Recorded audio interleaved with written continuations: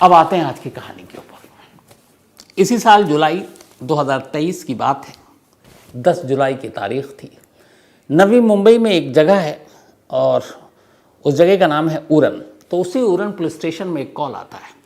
Phone करने वाला कहता है कि उरण पुलिस स्टेशन या उसके ज्यूरिसडिक्शन में एक सड़क किनारे जहाँ पे अंधेरी सी जगह है, वहाँ एक लाश पड़ी है।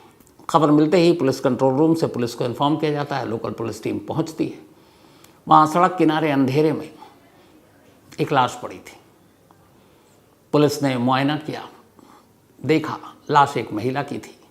उम्र यही कोई 55 साल रही होगी। पुलिस ने लाश अपने कब्जे में लिया और आसपास की पूरी तलाशी शुरू कर दी। लाश के ऊपर सिर्फ कपड़े और उसके कोई भी गहने या बाकी ऐसी शिनाख्त की कोई चीज़ नहीं, जिससे कि उस मरने वाली महिला की पहचान का पता चले। आसपास की सारी चीज़ों को पुलिस ने ढूंढा, तलाशा कि शायद कोई सबूत मिल जाए। कुछ नहीं मिला। थोड़ी दूरी पर पुलिस को एक चश्मे का केस मिला। हम सब जो चश्मा बनाते हैं किसी भी जाकर ऑप्टिकल्स शॉप से, तो जब नया चश्मा देते हैं तो एक डब्बा भी देते हैं और उसी डब्बे में वो चश्मा होता है। उस डब्बे पर उस दुकान के नाम पते सब होते हैं। खैर, पुलिस लाश को पोस्टमार्टम के लिए भेजती है और जब पोस्टमार्टम रिपोर्ट आती है तो खुद पुलिस हैरान रह जाती है। पोस्टमार्टम रिपोर्ट के हिसाब से उस महिला को सर में 2 गोली मारी गई थी और 2 गोली मारने के बाद उसके गले पे तेज़धार चाकू से भी वार किया गया था। अब ऐसा कौन कातिल है जो पहले तो 2 गोली सर में मारे और उसके बाद गले पे चाकू भी चलाए? मतलब ऐसी भी क्या नफरत या दुश्मनी। पुलिस वाले भी हैरान कि 2-2 बुलेट के बाद चाकू का इस्तेमाल करना ये अजीब सा लग रहा था। अब कातिल को ढूंढना था और कातिल छोड़िए, अभी तो मकतूल का ही पता नहीं कि मरने वाली कौन है। पुलिस ने इधर उधर आसपास के इलाके में तमाम ढूंढा। आसपास के पुलिस स्टेशन में गुमशुदगी की कहीं कोई महिला की रिपोर्ट हो। जितने भी पूरे नवी मुंबई में थे वहाँ से लिस्ट मंगाई, कहीं भी कोई ऐसी गुमशुदगी की रिपोर्ट नहीं थी जो 55 साल की महिला गुम हुई। अब पुलिस के पास एक चश्मे का केस, लेकिन ये भी पता नहीं था कि ये केस किसी ने फेंक दिया हो, किसी और का हो या उसी लेडी का हो, कंफर्म नहीं। अब कंफर्म करने का एक ही तरीका था कि उस चश्मे के डब्बे पर जो दुकान का पता और नंबर था वहाँ जाओ। पुलिस की एक टीम वहाँ पहुँचती है, वो केस उसको दिखाती है, कहती है हाँ ये हमारे शॉप का है। फिर वो उससे जो महिला थी जिसकी मौत हुई थी उसकी चूँकि पुलिस ने तस्वीर खींच रखी थी, अब उस शॉप वाले को पुलिस वो तस्वीर दिखाती है, पूछती है कि क्या ये आपकी कस्टमर है, आपके यहाँ से चश्मा लेती है। पुलिस जब तस्वीर दिखाती है, दुकानदार तस्वीर देखते ही पहचान लेता है। कहता जी हमारी ये रेगुलर कस्टमर हैं और इनका नाम है भारती अंबोकर। उम्र करीब 54-55 साल। उसने बताया कि भारती अंबोकर जो है वो यहीं जो उरण एरिया है पूरा, और उसी उरण में एक जगह है एरिया में पिरकौन सरदेगांव रोड, वहीं की रहने वाली है। तब चूँकि वो चश्मा बनाया करती थी तो पुलिस ने दुकानदार से उनका पता और नंबर लिया। पता नंबर लेने के बाद पुलिस उस घर पर पहुंची। घर पर पहुंची तो देखा कि घर पे ताला लगा हुआ है। आस पड़ोस के लोगों से पुलिस ने पूछताछ की तो पता चला कि भारती यहाँ अकेले रहा करती थी और उनकी एक सिर्फ बेटी थी। बेटी की शादी हो चुकी। अब उन्हें यह भी पता नहीं कि बेटी की शादी होने के बाद वो कहाँ रह रही है। तो पुलिस बड़ा परेशान, क्योंकि किसी को कुछ पता नहीं। फिर लोगों ने बताया कि जब कुछ और उनके करीबी रिश्तेदार भी वहीं पे रहते थे, उनसे पूछा गया तो उन्हें भी उनकी बेटी का ससुराल का तो पता नहीं मालूम, लेकिन उन्होंने कहा कि आखिरी बार 10 जुलाई को भारती घर से निकली थी और भारती ये कहकर गई थी उनसे कि वो अपने बेटी और दामाद से मिलने के लिए उसके घर जा रहे हैं। बस इतनी बात हुई। अब पुलिस ने कहा कि बेटी का पता कैसे ढूंढा जाए। इस दौरान में अब चूंकि पता मिल चुका था, भारती का नाम वहाँ मिल चुका था, तो भारती के मोबाइल नंबर भी दुकानदार से मिले। पुलिस ने उस नंबर के थ्रू कॉल डिटेल निकाले। जब कॉल डिटेल निकाले तो 9 और 10 जुलाई के सारे नंबरों को खंगाला, बहुत सारे नंबर पे कॉल किए, लेकिन जो टाइमिंग बताई थी रिश्तेदारों और पड़ोसियों ने कि निकलने का 10 जुलाई 2023 को, उसके इर्द गिर्द जो कॉल आए या गए, अब पुलिस ने उन 2-4 नंबरों को टटोला तो उसमें से एक नंबर भारती के दामाद का निकला और भारती के इस दामाद का नाम है मयूरेश अजीत गंभीर, उम्र करीब 42-43 साल। अब आखिरी 3-4 कॉल उसी के थे। अब पुलिस को लगा कि ये दामाद है, हो सकता है उस भारती ने बताया भी कि वो अपनी बेटी के पास जा रहे हैं, तो लेने के लिए आया हो या ले गया हो या पूछ रहा हो रास्ते में कहाँ है। तो पुलिस ने कहा फिर भी आगे पीछे और कौन लोग हो सकते हैं, मयूरेश से पहले पूछताछ करनी है। अब पुलिस की टीम मयूरेश के नंबर के बाद बात करने के बाद उसको पूछताछ के लिए बुलाती है। मयूरेश भी बेखौफ पुलिस के पास पहुंच जाता है। पूछताछ होती है कि भाई ये तुम्हारी मदर इन लॉ सास की लाश मिली है और आखिरी कुछ कॉल तुम्हारे हैं। वो रोने लगता है, लेकिन पुलिस को कहीं ना कहीं उसकी बॉडी लैंग्वेज और बाकी चीज़ों से उस पर शक होता है। वो बोलते हैं, पुलिस से बोलती है कि ये जितने भी आखिरी वक्त के कॉल हैं ये सारे मतलब तुम्हारे अलावा और किसी के है नहीं। अब जहाँ से बॉडी मिली थी पुलिस ने उस जगह के मोबाइल के लोकेशन निकालने शुरू किए। इत्तेफाक से मयूरेश का लोकेशन जब ये बॉडी मिली और जो टाइमिंग थी घर से निकलने की और फिर वहाँ तक, इर्द गिर्द ही लोकेशन दिखा रहा था जहाँ से ये लाश मिली थी। पुलिस को थोड़ा और शक गहराया। अब पुलिस ने थोड़ी सख्ती से मयूरेश से पूछताछ की। जब सख्ती से मयूरेश से पूछताछ की तो वो टूट गया। उसने कहा उसने ही अपनी सास का कत्ल किया। पुलिस ने पूछा क्यों किया, तो उसने कहा वो मुझे बहुत तंग करती थी, इसलिए मैंने उसे मार डाला। पुलिस बड़ी खुश, चलो इतने कम वक्त में एक कत्ले की पहेली को सुलझा लिया, कातिल साथ में है।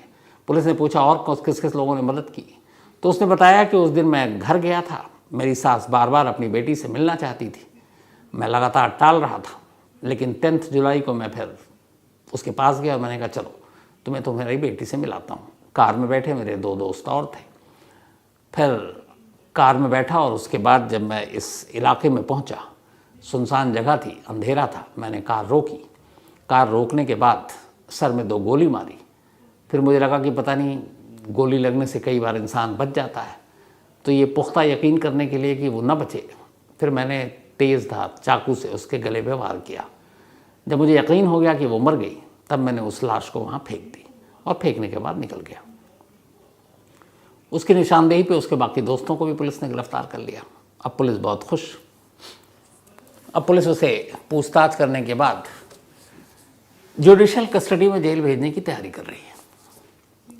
तभी एक पुलिस वाले के दिमाग में अचानक एक सवाल आया। उसने कहा कि इसने जो मोटिव बताया, उसने ये कहा कि मुझे सास बहुत तंग करती थी। इसने कहीं ये नहीं कहा कि वो मतलब मैं उससे दहेज मांग रहा था, वो दहेज नहीं दे रही थी, या बेटी और उसकी ज़िंदगी में इंटरफेरेंस कर रही थी, दखल दे रही थी, बस तंग कर रही थी। और एक जगह उसने बोला कि वो बार बार कह रही थी मुझे मेरी बेटी से मिलाओ। तो उसने कहा कि कोई दामाद अपनी सास को इसलिए क्यों मारेगा कि वो कह रही कि उसकी बेटी से मिलाओ। अच्छा, यहाँ पे ये भी चीज़ थी कि उसकी बेटी जो है वो प्रेग्नेंट थी। तो उसने कहा बेटी प्रेग्नेंट है तो कम से कम उसकी देखभाल करूँगी, तो मुझे मिलाओ। और वो बार बार कहती और ये बार बार टाल देता। तो पुलिस को लगा कि यार ये क्या वजह हुई। एक शख्स अपनी सास को इसलिए मार रहा है क्योंकि वो अपनी बेटी से मिलने की जिद कर रही है। मिलने मिलाने में क्या प्रॉब्लम थी। अब यहाँ से पुलिस के कान खड़े हुए, उन्हें लगा कि कुछ मिसिंग है। अब पुलिस ने दोबारा फिर उससे पूछताछ की। उसने कहा ये बताओ, तुमने मारा, तुमने एक्सेप्ट किया, कबूल किया, बट तुम बता रहे हो कि तुम्हारी सास को तुमने इसलिए मारा कि वो अपनी बेटी से मिलना चाहती थी और बार बार जिद करती थी, तुम मिलने नहीं दे रहे थे। उसने कहा यही वजह, और कोई वजह नहीं है। तो उसने कहा ये बताओ तुमको प्रॉब्लम क्या थी अपनी बीवी को उसकी माँ से मिलाने में। अब यहाँ पर मयूरेश एक बार फिर घबराता है। अब हाफ टाइम की कहानी पूरी बदल जाती है। पुलिस अब तक एक कत्ल को सुलझाने की कोशिश कर रही थी। इंटरवल के बाद एक और कत्ल की कहानी पुलिस के सामने थी। जब पुलिस पूछती है कि क्यों तुमने अपनी सास को अपनी बीवी से मिलने नहीं दिया, और चलो अपनी बीवी से हमें मिलाओ, उससे भी बयान दर्ज करेंगे। जब पुलिस ने फोर्स किया तब वो टूट गया। उसने कहा मैं आपको अपनी बीवी से कैसे मिला सकता हूँ, मैंने तो उसको अगस्त 2022 में ही मार डाला है। अब कहानी एक सास के कत्ल की थी, कहानी अब एक उसकी बेटी के कत्ल की भी सामने आ गई। पुलिस ने पूछा ये क्या कहानी है। माँ अपनी बेटी से मिलना चाहती थी, तुमने बेटी को नहीं मिलने दिया। लेकिन तुमने अपनी बीवी को क्यों मारा? सिर्फ इसलिए कि वो जिद कर रही है कि माँ बेटी को मिलना है। अगर मिलने में कोई मुश्किल थी, तुम नहीं जाते, बेटी को जाने देते या सास को घर आने देते। बट ये क्या वजह हुई कि तुमने अपनी बीवी को ही मार डाला? अब पुलिस को लगा कि यार ये कुछ मामला सीरियस है, ये आदमी जितना दिख रहा है जैसा वैसा है नहीं। तो फिर पुलिसिया अंदाज में उसे तसल्ली से पूछताछ हुई, तो फिर पूरी कहानी सामने आई। 2014 में मयूरेश का पूरा बैकग्राउंड पुलिस ने पहले चेक किया। अब तक वो उसको एक लाइटली देख रही थी। तो पता चला कि मयूरेश पहले आर्मी में था, फिर उसने आर्मी की नौकरी छोड़ी। उसका दिमाग थोड़ा क्रिमिनल माइंड टाइप का था, झगड़ालू किस्म का था। फिर इसने 2014 में एक शख्स का कत्ल कर दिया, पकड़ा गया। इसके बाद इसको सज़ा हुई कोर्ट से, लोअर कोर्ट से, लेकिन ये उम्र कैद की सज़ा मिली। लेकिन फिर ये जब उम्र कैद की सज़ा मिली, और चूँकि ये कत्ल किया था 2014 में, उसके बाद लंबे टाइम तक मुकदमा चल रहा था। तो उस कत्ल के वक्त जब मुकदमा चल रहा था तो इसने करीब, इसके पास 9 लाख रुपए थे। तो इसने, जो भारती है उसकी बेटी का नाम है प्रीति मयूरेश, तो प्रीति मयूरेश से कहीं मुलाकात हुई थी इलाके में, वो उसको पसंद करने लगा। अब उसे लगा कि उम्र कैद हो जाएगी, लेकिन ये है कि मैं आगे चलकर केस जीत जाऊंगा, उसे इतना भी यकीन है। तो उसके पास 9 लाख रुपए थे। उसने प्रीति को वो पैसे दिए। उसने कहा ये तुम पैसे रखो और जब मैं जेल से आऊँगा तब तुमसे ले लूँगा। फिर उसने प्रीति से शादी भी कर ली, सिंदूर विंदूर डाल दिया, शादी हो गई। अब लोअर कोर्ट ने इसको उम्र कैद की सज़ा दी, लेकिन ये पहुंचा high court. Bombay high court ने इसको सबूतों के अभाव में बरी कर दिया। जब बरी कर दिया, ये बाहर आया। उसके बाद विधिवत तरीके से इसने शादी कर ली प्रीति से। शादी करने के बाद दोनों साथ रहने लगे। कुछ वक्त के बाद उसे ख्याल आया, उसने कहा जो 9 लाख रुपए दिए थे वो तुम मुझे वापस कर दो। अब प्रीति वो 9 लाख रुपए उसको दे नहीं रही थी, इसने कई बार मांगा। अगस्त 2022 में इसी पैसे को लेकर मियाँ बीवी में झगड़ा हो गया और प्रीति तब प्रेग्नेंट थी। उसने अपनी माँ को फ़ोन करके बताया था, और अगस्त 2022 से पहले प्रीति अपनी माँ से कई बार मिल चुकी थी। तो जब झगड़ा हुआ और उसने कहा कि वो पैसे नहीं है, मैंने कहीं लगा दिए, कोरोना काल का टाइम भी चल रहा था, तो मयूरेश को बहुत गुस्सा आया और उसने उसका गला घोंटकर उसे मार डाला। उस वक्त जब इसने कत्ल किया, तब वो उसके साथ छुट्टियां मनाने के लिए एक लॉज में गया था, और चूंकि वो जेल से बाहर आया था तो उसने कहा चलो छुट्टियां मनाते हैं दोनों, मियाँ बीवी कहीं घूमने चलते हैं। तो अलीबाग में एक लॉज में गया और वहाँ रुका। फिर वहाँ झगड़ा हुआ, उसके बाद उसने उसका गला घोंटा, मारा। फिर उसके बाद कार में लाश रखी और लाश को ले जाने के बाद अलीबाग की एक पहाड़ी से नीचे घाटी में फेंक दिया। फेंकने के बाद ये वापस चला आया, कोई पूछने वाला नहीं, क्योंकि प्रीति की इस दुनिया में सिर्फ एक उसकी माँ थी भारती, और कोई था नहीं। अब ये वापस आके अपनी ज़िंदगी में बिजी हो गया। इधर अब प्रीति का कॉल नहीं आ रहा है, भारती परेशान है उसकी माँ। तो भारती ने मयूरेश को फ़ोन करना शुरू किया। उसने कहा मेरी बेटी गर्भवती है, उससे मिलना है, उसका ख्याल रखने की ज़रूरत। उसने कहा नहीं सब ठीक है, हमारे रिश्तेदार हैं, ये है। कभी कहता कि घूमने गए हैं, कभी कहता बाहर हूँ। बार बार टालता रहा। आखिरकार मई 2023 इस साल, बल्कि जुलाई 2023 माफ़ कीजिएगा, की तारीख आ गई। अब भारती को शक होने लगा कि उसका दामाद उसकी बेटी से उसे क्यों नहीं मिला रहा, और अगस्त 2022 के बाद से जुलाई 2023 आ गया और उसकी अपनी बेटी से बात नहीं हुई है, तो क्या वजह है। तो फिर उसने उसको धमकाना शुरू किया कि अगर तुम नहीं मिलाओगे तो मैं पुलिस के पास चली जाऊंगी। मयूरेश घबरा गया कि अगर भारती पुलिस के पास गई तो फिर प्रीति के कत्ल का मामला खुल जाएगा। इसी के बाद उसने प्लान किया कि अपनी सास को भी वो रास्ते से हटा दे, तो प्रीति का पूछने वाला कोई नहीं होगा। और फिर उसने 10 जुलाई को अपनी सास से कहा कि चलो मैं तुम्हारी बेटी से मिलाता हूँ। उसके घर आया, उसको अपने साथ ले गया और सुनसान जगह पर उसके सर में गोली मारी, चाकू से गला काटा, लाश फेंक दी। लेकिन बस एक चीज़ मिस कर गया था। जब भारती घर से निकली अपनी बेटी के पास जाने के लिए, तो उसके पास बैग था और हाथ में उसने अपना स्पेक्स पकड़ा हुआ था, चश्मा। और उस चश्मे, वो जो चश्मा था वो एक केस में था। तो जब कत्ल कर दिया उसने, उसके सारे बाकी फ़ोन वोन ये जितनी चीज़ें थी वो तो सब ले ली ताकि आइडेंटिटी डिस्क्लोज ना हो। लेकिन लाश को फेंकते वक्त वो चश्मा हाथ से गिर गया, वो जो केस था, बॉक्स था, और उस पर नज़र पड़ी नहीं मयूरेश और उसके बाकी दोस्तों की, और वो वहाँ से चले गए। लेकिन जब पुलिस मौके पर पहुंची तो उसी चश्मे के केस ने न सिर्फ इस केस को सुलझाया, बल्कि 1 साल पहले वो एक दूसरे कत्ल को भी सुलझा दिया। तो क्राइम की दुनिया में छोटा से छोटा सबूत बहुत मायने रखता है, किसी भी क्रिमिनल को या मुलजिम को मुजरिम बनाने में, उसे सज़ा दिलाने में। और यहाँ एक चश्मे का केस, एक केस की तलाश में जो पुलिस तलाश में थी, उसको दिल्ली में मौजूद थे। और इसी दिल्ली से करीब 250 किलोमीटर दूर 10 सितंबर की सुबह 7 बजे एक शख्स पुलिस को फ़ोन करता है। वो पुलिस वालों को बताता है कि यहाँ सड़क किनारे एक लाश पड़ी है, एक लड़की की लाश। सर पर, बाकी जिस्म पर चोट के गहरे निशान हैं। चेहरा भी ऐसा लग रहा है जैसे जलाने की कोशिश की गई है, और यंग लड़की है, देख कर ही पता चल रहा है। लेकिन चेहरा पूरी तरह से जला नहीं, तो हुलिया से भी लग रहा है कि ये कम से कम उत्तराखंड या देहरादून की नहीं है। अब ये जो लाश मिली थी, ये रायपुर पुलिस स्टेशन के पास मिली थी, जो देहरादून का ही इलाका आता है। पुलिस की टीम फ़ोन आते ही फ़ौरन मौके पर पहुंचती है। वहाँ जाती है तो देखती है कि सड़क किनारे एक लाश पड़ी है, एक लड़की की लाश। फ़ौरन डॉग स्क्वाड, बाकी चीज़ों को बुलाया जाता, फॉरेंसिक की टीम मौके पर पहुंचती है। लेकिन वहाँ से और कुछ नहीं मिलता, सिर्फ एक टॉयलेट क्लीनर का बोतल मिलता है। बहुत सारे लोग, हम लोग जो टॉयलेट क्लीन करने के लिए यूज़ करते हैं, उसका एम्प्टी खाली बोतल था। लड़की की लाश थी, कपड़े से और या कहीं और कोई ऐसी चीज़ नहीं मिली, ना कोई आईडी कार्ड जिससे उसकी शिनाख्त हो सके। और हुलिया देखकर लग रहा था कि ये लड़की कम से कम यहाँ की तो है नहीं, किसी दूसरे स्टेट की है।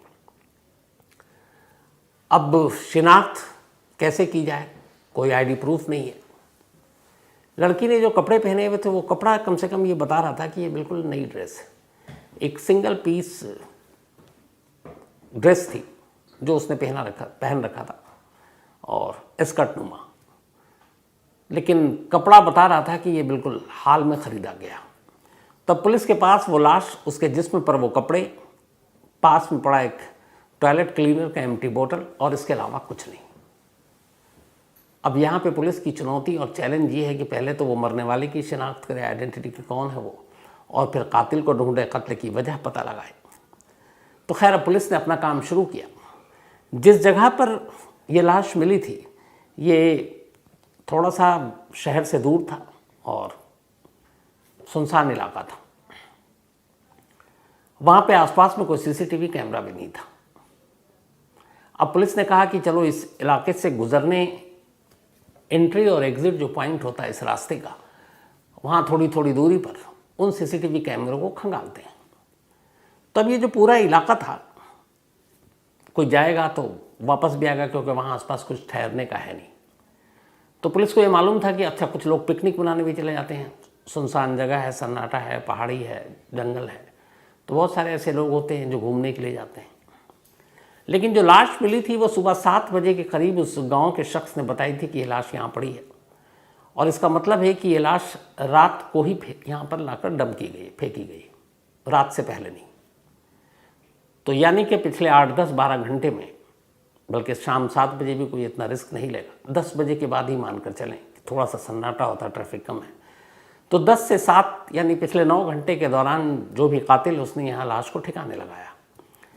अब आसपास में तो सीसीटीवी कैमरा है नहीं, लेकिन इसकी जो एंट्री और एग्ज़िट पॉइंट है, पुलिस ने कहा कि उसके सीसीटीवी कैमरे को खंगालते हैं कि इस रूट से कितनी गाड़ियाँ गुजरी हैं कल रात 10 बजे से लेकर सुबह 7 बजे के दरमियान। अब पुलिस ने उन तमाम सीसीटीवी कैमरे को खंगालना शुरू किया। अलग अलग लोकेशन पे 10 सीसीटीवी कैमरे मिले। उन 10 सीसीटीवी कैमरे में इस लोकेशन पे जहाँ लाश मिली थी, गाड़ियों के जाते हुए और फिर वापस आते हुए दोनों तरफ से गाड़ियाँ दिखाई दे रही थी। 10 सीसीटीवी कैमरे को खंगाला गया। रात 10 बजे से लेकर सुबह 5 या 6 बजे तक, क्योंकि 7 बजे तो लाश मिल गई थी, तो 7 बजे को उजाले में भी लाश फेंकेगा नहीं, तो पुलिस ने कहा चलो 5 बजे तक चेक करते हैं। तो रात 10 से सुबह 5 बजे तक के 10 अलग अलग सीसीटीवी कैमरों से अब गाड़ियों की तलाशी शुरू हुई। कुल 10 बजे से लेकर सुबह 5 बजे के दरमियान में करीब 240 गाड़ियां इस रूट पर गुजरी और उनमें से कुछ वापस भी आई, क्योंकि आगे कोई, जैसा मैंने शुरू में कहा, कुछ ऐसा है नहीं। तो लोग घूमने गए, वापस आए, घूमने गए, पिकनिक मनाया, वापस आ गए। आगे और जाने का कोई मतलब था नहीं। तो इस रूट पे कौन सी गाड़ियां गईं और कौन सी गाड़ियां आईं, अब इसकी शिनाख्त शुरू हुई। 240 गाड़ियां थीं। अब गाड़ी गई और वापस आई। किलोमीटर और टाइमिंग इन दोनों को नापा गया, यानी कि इन दोनों को जोड़ा गया कि क्या सिचुएशन है।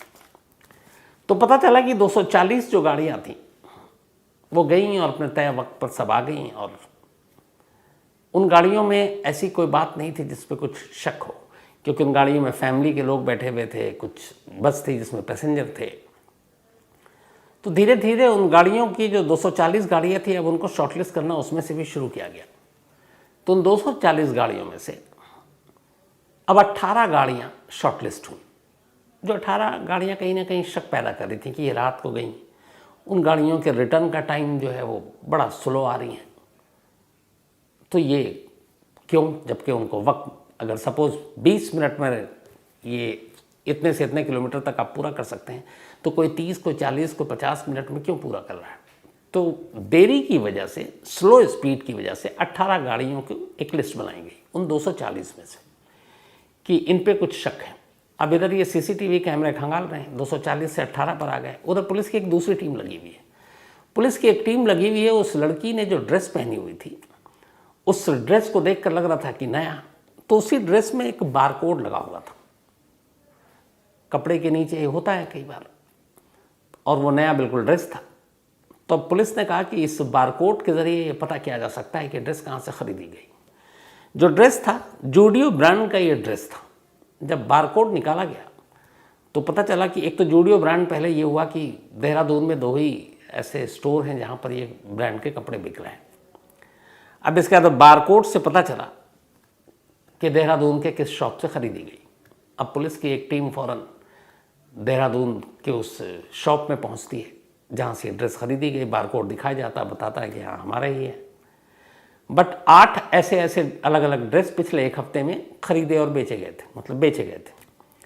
अब उन 8 में कौन, तो पुलिस ने कहा कि चलो जो 8 खरीदे गए कब कब बिके, बिल है तो उसमें टाइमिंग और डेट भी है। तो उन टाइमिंग और डेट के हिसाब से उस शॉप के इर्द गिर्द की जो सीसीटीवी कैमरे हैं, अब उसको देखते हैं ताकि ये पता चला कौन कौन ख़रीदार था। क्योंकि 8 खरीदार कौन कहाँ, उससे अच्छा है ये कि पहले ये पता कर लेते हैं। अब पुलिस ने उस शॉप के उन 8 जो ड्रेस खरीदे थे, इस जूडियो ब्रांड के कपड़े जिसका कत्ल हुआ उसने पहने हुए थे, उसकी रसीद देखकर उस वक्त और डेट के सीसीटीवी फुटेज को खंगालना शुरू किया कि शॉप के इर्द गिर्द जो भी कैमरे थे, कौन कौन आया ख़रीदने के लिए। धीरे धीरे जब चेक किया तो देखा कि एक लड़की जिसकी लाश मिली थी, उसकी शक्ल हूबहू मिलती है, लगभग उसी हुलिये की इस शॉप में आ रही है, और इस शॉप में आ रही है और उसके साथ एक और शख्स। अब पुलिस ने देखा कि अच्छा, इसके साथ एक बंदा भी है। दोनों आते हैं, बाहर निकलते हैं। अब एक दूसरे कैमरे से पता चलता है कि जब बाहर निकलते हैं तो एक गाड़ी में बैठते हैं, और ये एक SUV गाड़ी थी और उस पर आर्मी लिखा हुआ था। अब ये दूसरा क्लू मिला।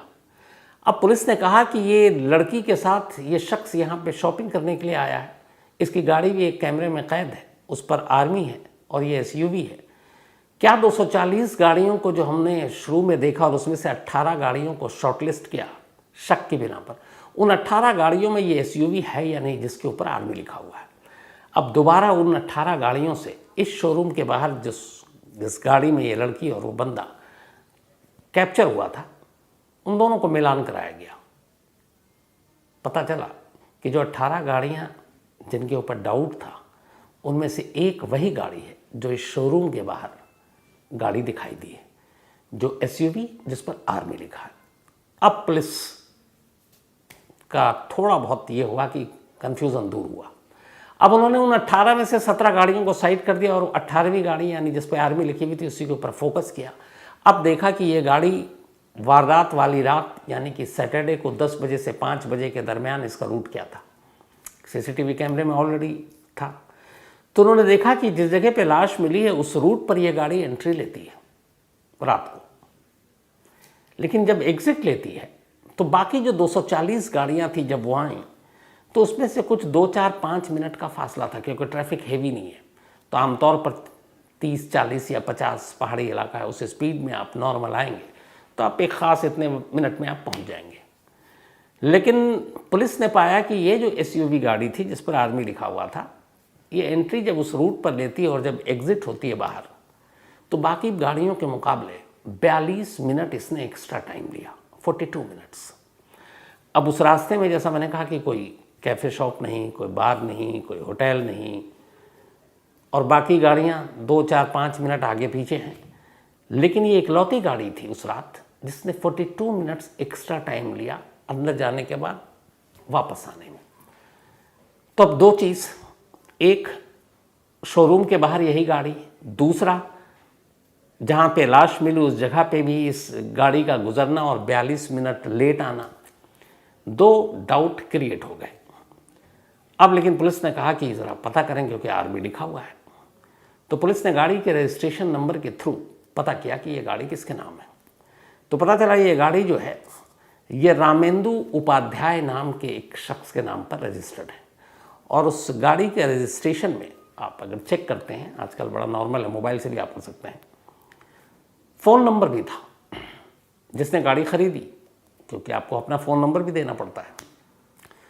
तो गाड़ी के रजिस्ट्रेशन पेपर पर एक तो पहली चीज़ ये पता चला कि रामेंदु श्रीवास्तव का इस पे नाम है, उनकी गाड़ी है, उनके नाम पे रजिस्टर्ड है, और दूसरा एक फ़ोन नंबर था। अब पुलिस ने उस फ़ोन पे कॉल किया, मोबाइल स्विच ऑफ, लगातार करती रही, लेकिन अब ये पता चल गया था कि ये गाड़ी किसकी है, लेकिन मामला आर्मी का था। अब पुलिस ने जब अपनी तरफ से पता किया तो मालूम हुआ कि ये रामेंदु श्रीवास्तव इस वक्त देहरादून में ही पोस्टेड है और लेफ्टिनेंट कर्नल है। अब एक आर्मी के लेफ्टिनेंट कर्नल जैसे रैंक के अफसर को सिर्फ इसलिए कि वो एक लड़की के साथ शोरूम में कपड़े खरीदने गया और इसलिए कि उस रात जहां लाश मिली वहां से इसकी गाड़ी गुजरी और 42 मिनट लेट आया, इस बिहाफ पे आप नहीं पकड़ सकते। मामला आर्मी का है। तो पुलिस ने भी फूंक फूंक कर कदम रखा। सीनियर अफसरों ने कहा भैया और सबूत जुटाओ, ये 2 सबूत काफ़ी नहीं है। अब पुलिस की टीम ने कहा चलो ठीक है, नाम तो पता ही चल गया था, पता भी मिल चुका था कहाँ रहते हैं। अब उनका दूसरा मोबाइल नंबर पुलिस ने उस नंबर को हासिल किया।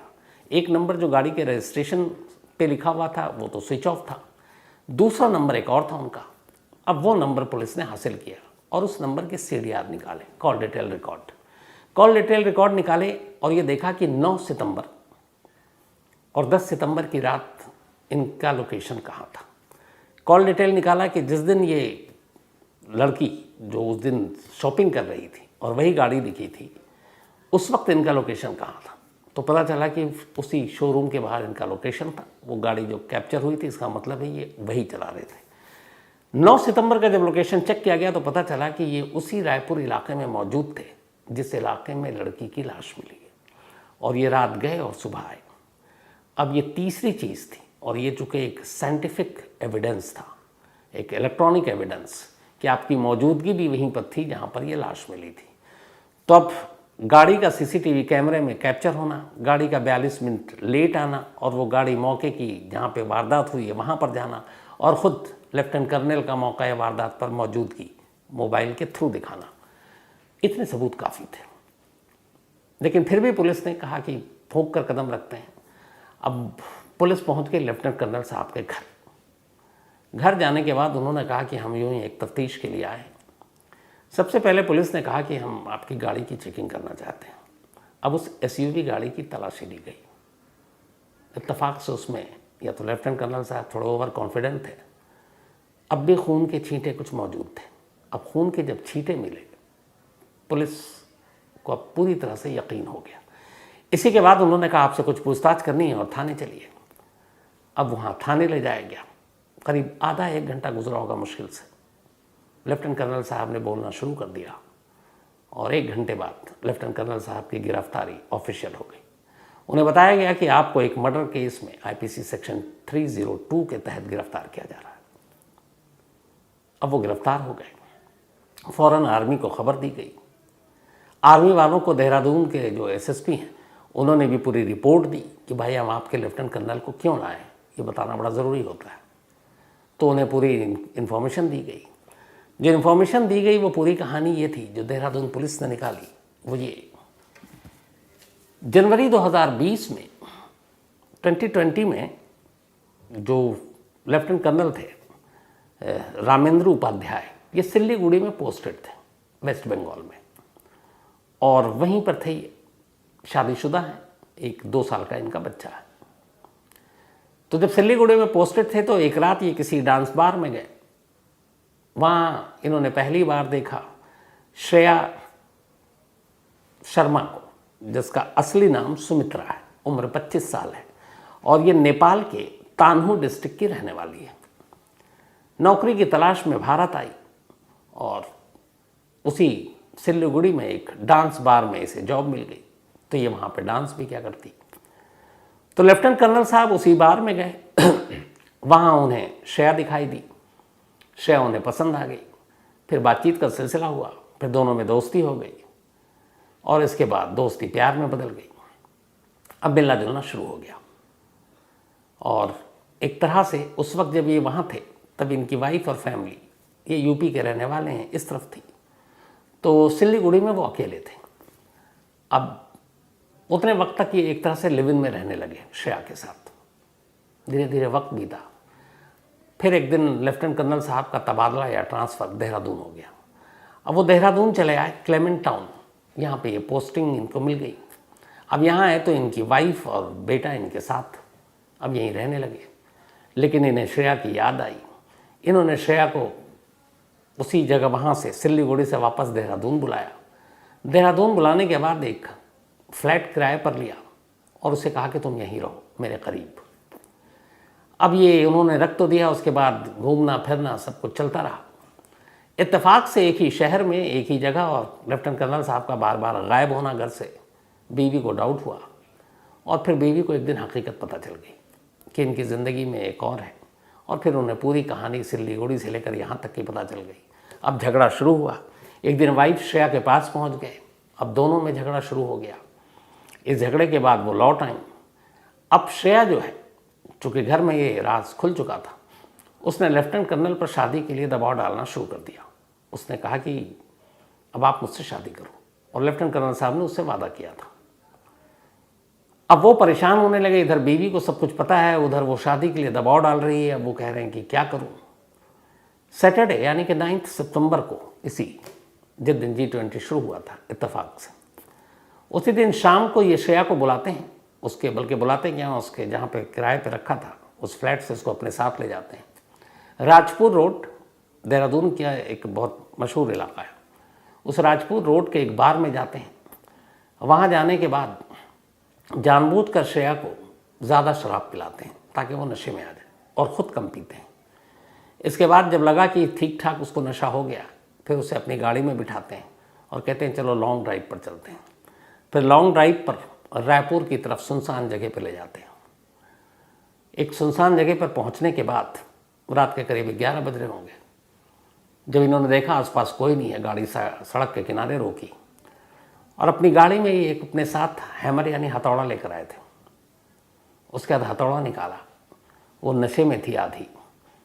पीछे से अचानक उसके सर पर हथौड़े से वार किया। शायद पहला हथौड़ा ही काम कर गया, लेकिन उसके बावजूद और भी उसके सर पे मारा, इतनी ज़ोर से कि बचने की कोई उम्मीद नहीं थी। फिर जब उन्हें लगा कि अब ये ज़िंदा नहीं है, लाश को बाहर निकाली, सड़क के किनारे रखी। अपने साथ वो टॉयलेट क्लीनर लेकर आए थे जिसमें एसिड होता है। अब उन्होंने उस टॉयलेट क्लीनर को श्रेया के चेहरे पर डालना शुरू किया ताकि उसका चेहरा पहचाने जाने लायक न रह पाए। जब उन्हें लगा एक तो अंधेरा भी कि अब ये काम हो गया, फिर उन्होंने पानी से वहीं पर हथौड़ा वथौड़ा साफ़ किया, उसे फेंका, और जो भी गाड़ी को साफ़ कर सकते थे वो किया, और वापस अपने घर लौट आए। आकर पार्किंग में गाड़ी लगाई और सो गए, इस उम्मीद के साथ कि शायद वो कभी पकड़े नहीं जाएंगे। लेकिन आज के दौर में सीसीटीवी कैमरा, मोबाइल का CDR, ये सारी वो चीज़ें हैं जो आपकी सारी प्लानिंग की ऐसी की तैसी कर देते हैं। और लेफ्टिनेंट कर्नल जैसे पद पर रहने वाले शख्स को ये छोटी छोटी चीज़ें पता होनी चाहिए थी। लेकिन वही कहते हैं, जब आदमी क्राइम करता है तो फिर वो हर तरफ से अंधा हो जाता है और शायद उसे लगता ही नहीं है, कि उसे लगता है कि हमने इतना फुल प्रूफ प्लान किया है कि कोई हमें पकड़ ही नहीं पाएगा। लेकिन आखिर में वो पकड़े गए। फ़िलहाल उनको जुडिशियल कस्टडी में पुलिस ने पूछताछ करने के बाद चूँकि अपना जुर्म कबूल कर लिया, बाकी सारे कड़ियाँ जुड़ गई, इलेक्ट्रॉनिक जो डॉक्यूमेंट्स हैं वो भी मिल चुके हैं, तो उनको जेल भेज दिया गया है। उधर उनके जेल भेजने के बाद सारी कहानी आर्मी को, इंडियन आर्मी को बताई गई लेफ्टिनेंट कर्नल के बारे में। इंडियन आर्मी की तरफ से उनके प्रवक्ता जो PRO हैं, उनका स्टेटमेंट आया कि हम देहरादून पुलिस के साथ कोऑपरेट कर रहे हैं, वो हमें सारी डिटेल दे रहे हैं। जैसे ही वो पूरी चार्जशीट के साथ सारे सबूत और डॉक्यूमेंट्स हमें दे देंगे, हम लेफ्टिनेंट कर्नल के ख़िलाफ़ कार्रवाई करेंगे, क्योंकि ये एक पुलिस मैटर है, एक क्राइम का मैटर है। तो आर्मी ने भी अब कार्रवाई शुरू कर दी है और उधर लेफ्टिनेंट कर्नल जेल जा ही चुके हैं। और अगर ये मर्डर देहरादून पुलिस सब कुछ प्रूफ कर देती है तो कम से कम मिनिमम उम्र कैद तो है ही है। तो ये थी आज की कहानी।